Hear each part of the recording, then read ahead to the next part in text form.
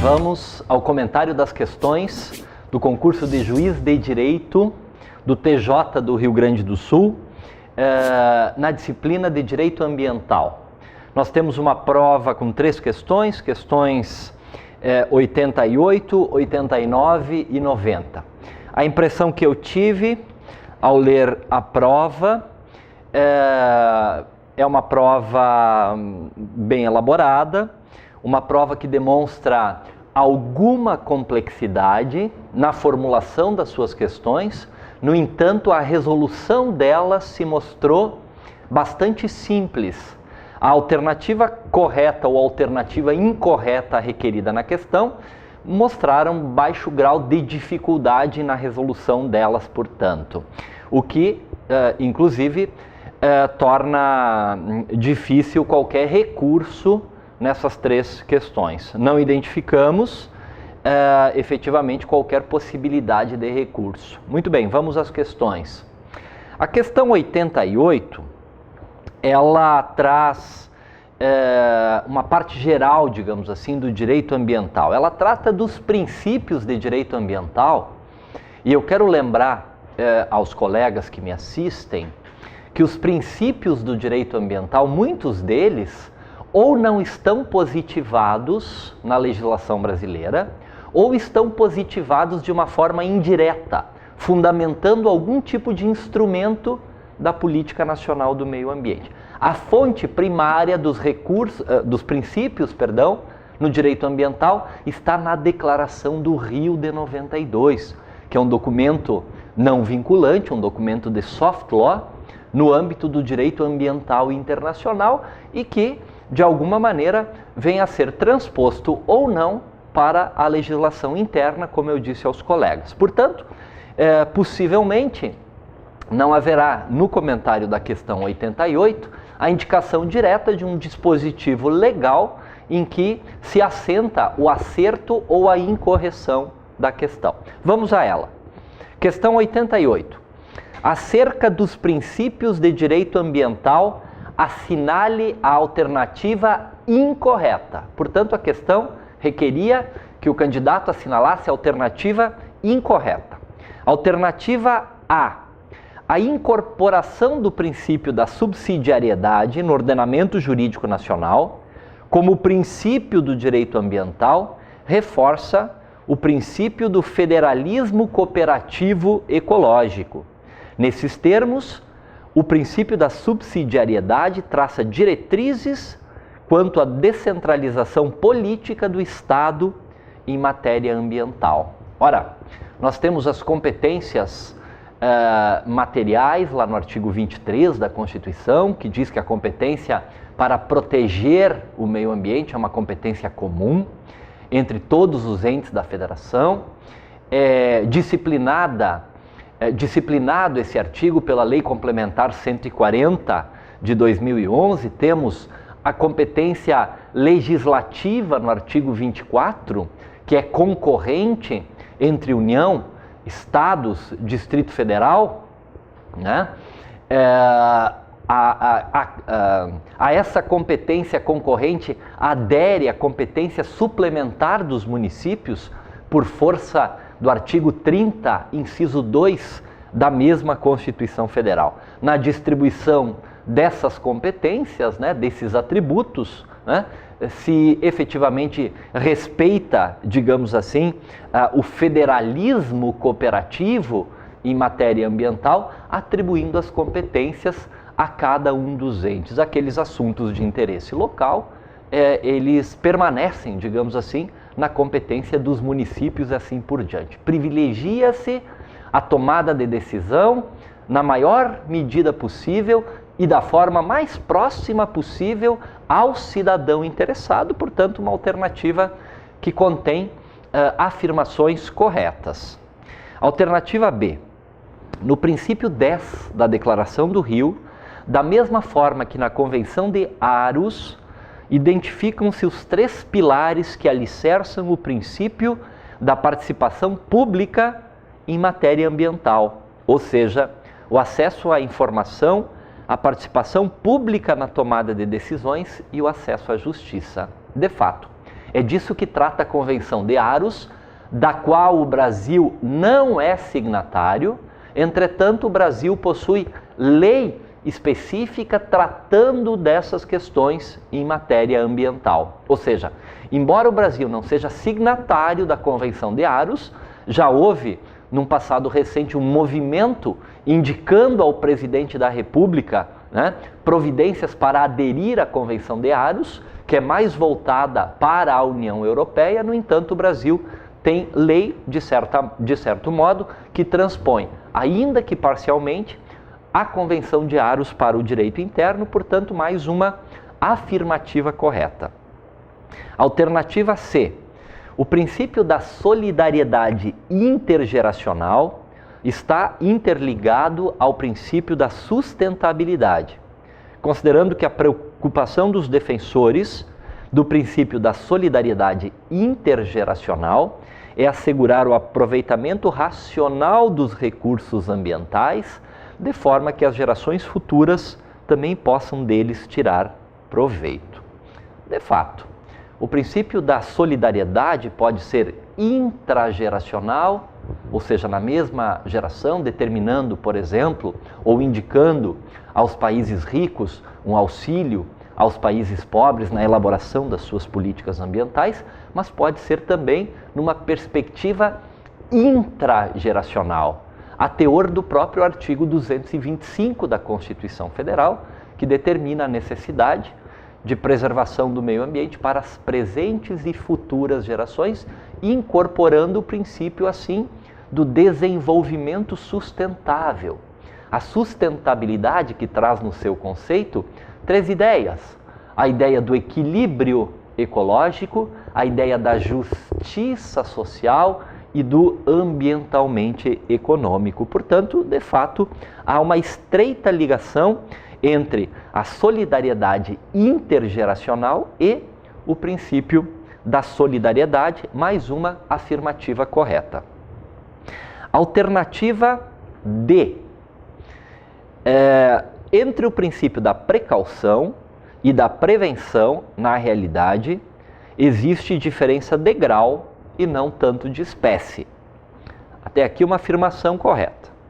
O princípio da precaução passa a noção de maior certeza sobre os efeitos de determinada técnica e leva em consideração o potencial lesivo, determinando-se que sejam evitados os danos já conhecidos.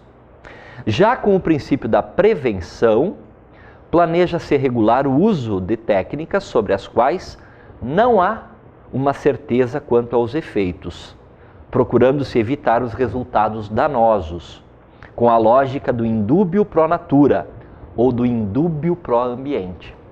Essa afirmativa está incorreta, na medida em que a conceituação ou a definição dos princípios da prevenção e da precaução são exatamente o contrário do que indicados nessa questão. Ou seja, o princípio da prevenção, ele determina a adoção de medidas prévias, medidas preventivas, havendo um maior grau de certeza quanto aos efeitos adversos daquela atividade. E o princípio da precaução, ao contrário, aplica-se, segundo a própria definição lá da Declaração do Rio, aplica-se para a necessidade de adoção de medidas precaucionais, medidas prévias, exatamente quando não há uma certeza científica quanto aos impactos adversos, negativos, provocados, seja à saúde humana, seja ao meio ambiente. Portanto, essa alternativa contém uma afirmativa que está incorreta, como demanda exatamente a questão. Portanto, a alternativa a ser assinalada na questão 88 é precisamente a alternativa D, como já anunciado no gabarito. E por fim, a alternativa E da questão 88 trata exatamente da incorporação dos critérios de sustentabilidade às licitações. Vamos à alternativa. O dever de incorporar critérios eficientes e eficazes de sustentabilidade às licitações e contratações públicas descende do imperativo constitucional. Verbi gratia, artigo 225 e artigo 170, inclusive como princípio geral da atividade econômica, de fato, no sentido de que as políticas públicas devem estar endereçadas para o princípio do desenvolvimento sustentável.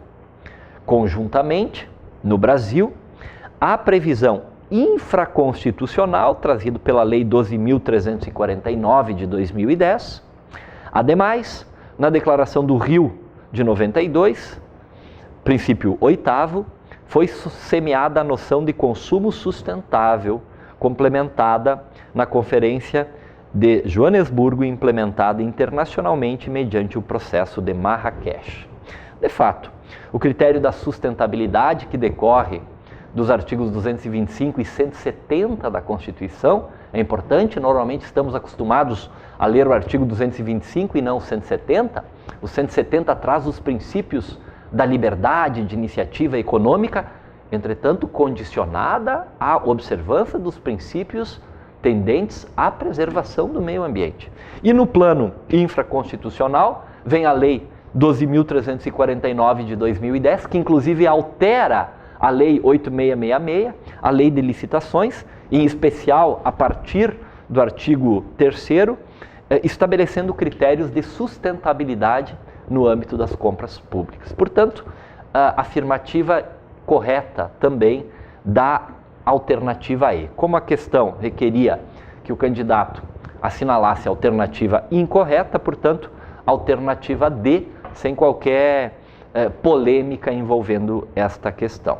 Pois bem, as demais questões, 89 e 90, elas têm, digamos assim, um caráter mais positivo, no sentido de que se pode resolvê-las com a simples leitura da legislação e indicação que eu farei a vocês dos dispositivos legais.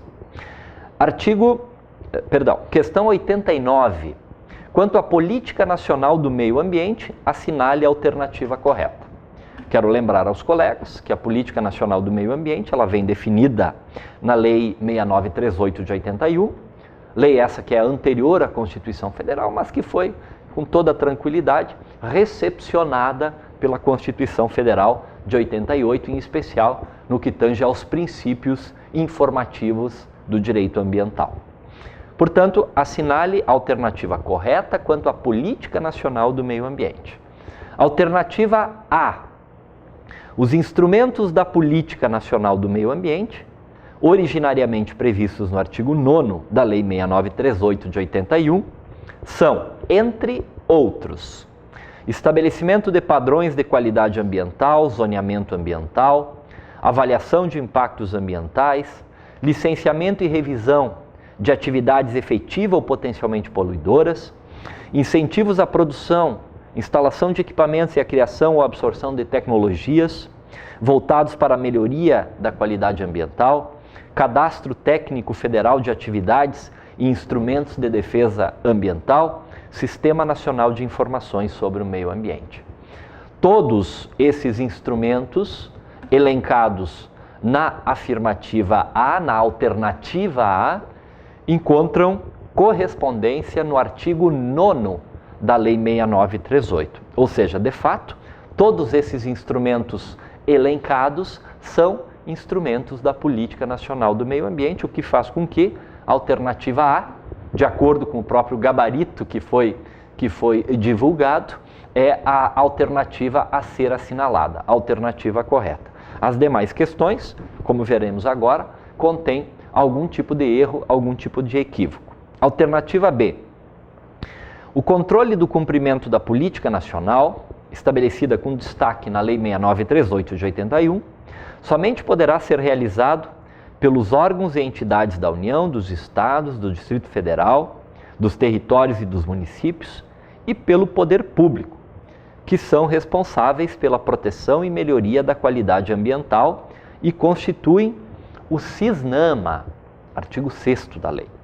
Excepcionalmente, poderá ser realizado pelo Poder Judiciário, considerando-se o princípio da unidade da jurisdição. Dessa forma, o controle da política nacional do meio ambiente não poderá ser realizado pelo Ministério Público, tampouco pelos tribunais de contas e Defensoria Pública.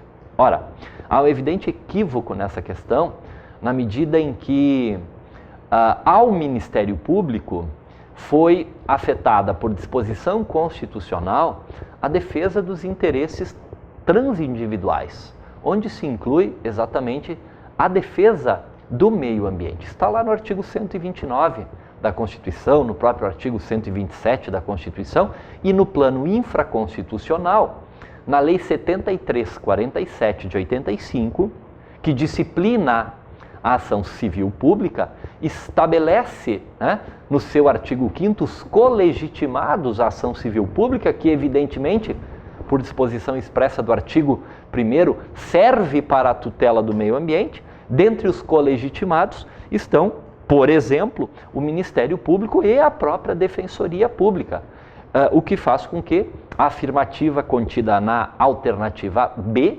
esteja incorreta. Alternativa C. A servidão ambiental poderá ser onerosa ou gratuita. As servidões serão temporárias, devendo respeitar o prazo mínimo de 15 anos. Todavia, não poderão ser perpétuas, considerando o princípio da solidariedade intergeracional. Ora, além de haver uma disposição dizendo que a servidão ambiental poderá ser temporária ou perpétua, precisamente o caput do artigo 9b da Lei 6938, o próprio princípio da solidariedade intergeracional nos levaria a concluir que a servidão sim deveria ser perpétua e não o contrário, e não temporária. Ou seja, esse princípio não serve para justificar uma eventual temporalidade da servidão ambiental, portanto, alternativa igualmente incorreta. Alternativa D. O Conselho Nacional do Meio Ambiente é autorizado a celebrar convênios com os estados, os municípios e o Distrito Federal para que desempenhem atividades de fiscalização ambiental, podendo repassar-lhes parcela da receita obtida com a taxa de controle e fiscalização ambiental. Taxa essa que foi inserida posteriormente na Lei 6938 de 81, sendo que no artigo 17 há a informação, há a determinação de que quem está autorizado a celebrar os convênios de que fala a alternativa D, não é o Conselho Nacional do Meio Ambiente, não é o CONAMA, e sim o IBAMA, que é um órgão executor, portanto, alternativa incorreta. Por fim, alternativa E. Os responsáveis pela elaboração e pela aprovação do estudo de impacto ambiental e respectivo relatório de impacto ambiental são, respectivamente, o Instituto Brasileiro de Meio Ambiente e o Conselho Nacional do Meio Ambiente. Aqui tem uma confusão generalizada nessa questão, na medida em que quem elabora o estudo de impacto ambiental é o empreendedor e não o órgão ambiental. Segundo, cabe ao CONAMA definir critérios gerais, como faz, por exemplo, através da Resolução 1 de 86, que regulamenta, que disciplina o estudo de impacto ambiental. E quem deve, então, aprovar, como disse aos amigos, é o órgão ambiental, seja o órgão ambiental federal, o IBAMA, seja o estadual, no caso do Rio Grande do Sul, a FEPAM, seja o órgão ambiental municipal, inclusive. Não há nenhuma vedação. Portanto, a alternativa está claramente incorreta, logo, a alternativa, segundo o gabarito e segundo o que nós vimos aqui, a alternativa a ser assinalada na questão 89 é precisamente a alternativa A. Depois, no que diz respeito à questão 90, aqui nós temos uma questão um pouco mais ampla, um pouco mais genérica, mas também igualmente fácil de ser respondida. Justamente pela singeleza da alternativa que se mostra correta. né? Então, eventual dúvida com relação às demais alternativas, ela se espanca na medida em que se lê a alternativa correta, que é a última da relação. Então, questão 90. Quanto à proteção ambiental, assinale a alternativa correta. A.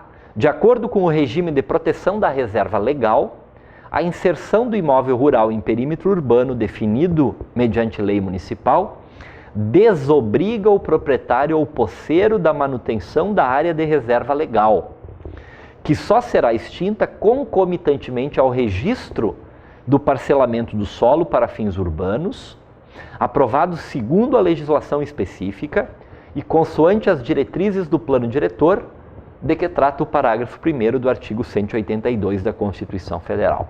Ora, o artigo 19 do novo Código Florestal, a Lei 12.651,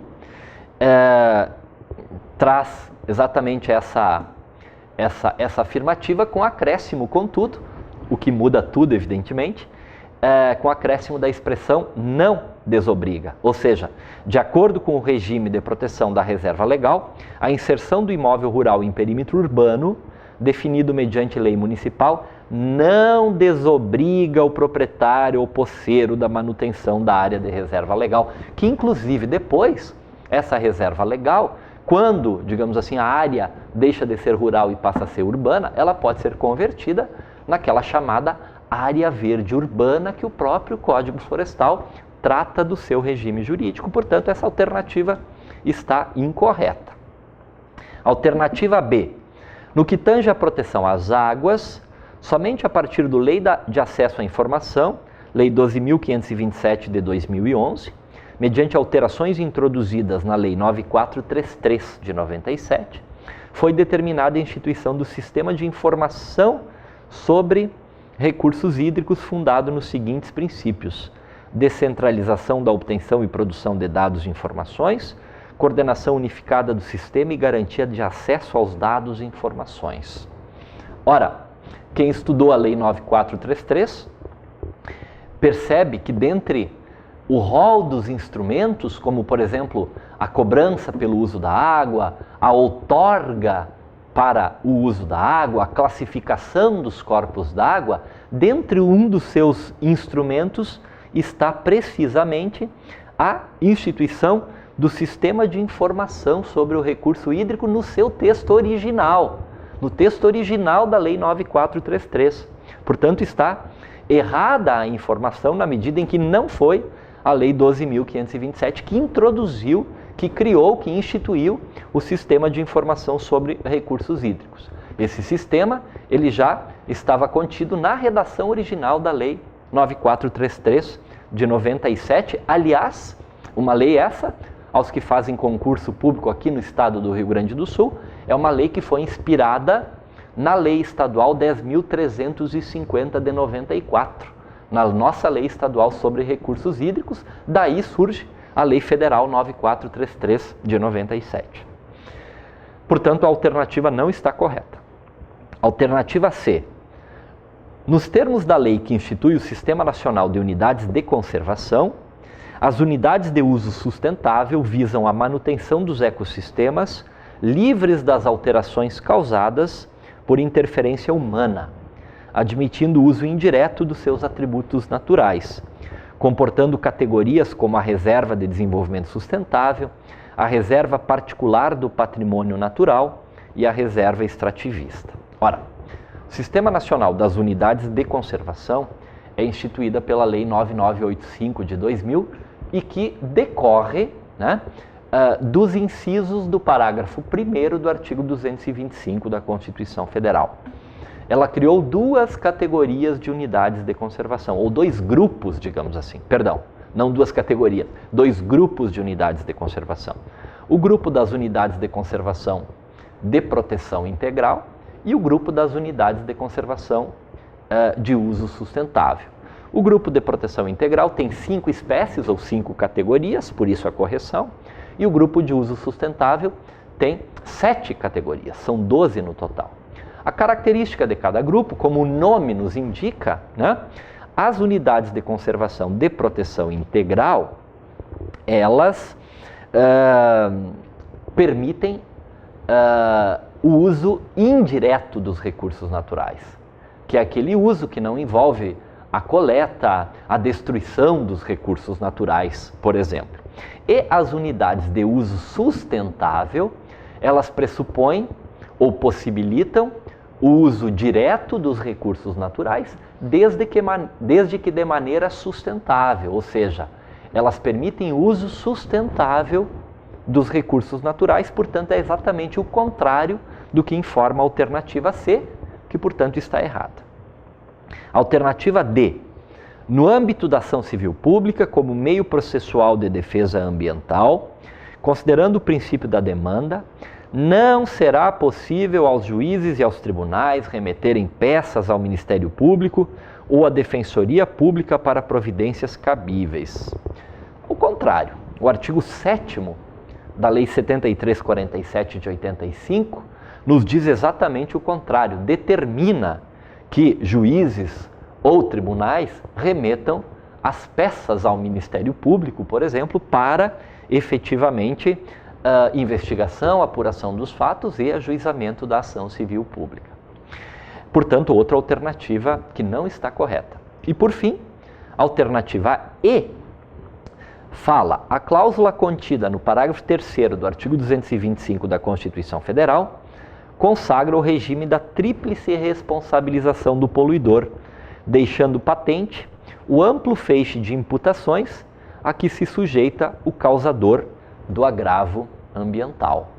De fato, o artigo 225 da Constituição estabelece o princípio da tríplice responsabilidade.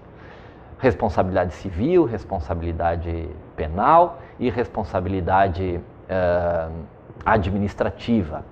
No que tange à responsabilidade penal, inclusive instituindo a responsabilidade penal da pessoa jurídica. Isso vem precisamente no parágrafo 3º do artigo 225 da Constituição Federal, o que faz com que essa alternativa esteja correta. O princípio da tríplice responsabilidade, muito comentado, estudado e conhecido no âmbito do direito ambiental. Portanto, percebam que, apesar das alternativas anteriores poderem apresentar algum tipo de complexidade, quando se lê a alternativa correta, que é o que a questão demanda, precisamente a última, alternativa E, que fala do princípio da tríplice responsabilização pelo dano ambiental, há nitidamente a possibilidade de resolver a questão, digamos assim, pela clareza, né?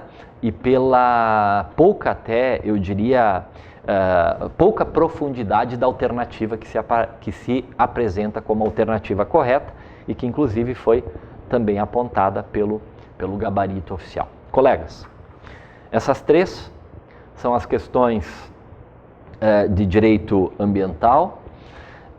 Como eu disse aos colegas, questões com relativa complexidade, no entanto, quando se examina as questões corretas ou a questão incorreta, no caso da questão 88, se pode resolvê-las com muita facilidade. Fizemos uma aula preparatória no dia anterior à prova, aqui no Verbo Jurídico. Eu tive a possibilidade de participar e quem assistiu a esse aulão, assim chamamos, de 1 hora, certamente pôde resolver as 3 questões, porque essas 3 questões foram tratadas nessa aula pré-prova que nós ministramos aqui no curso do Verbo Jurídico.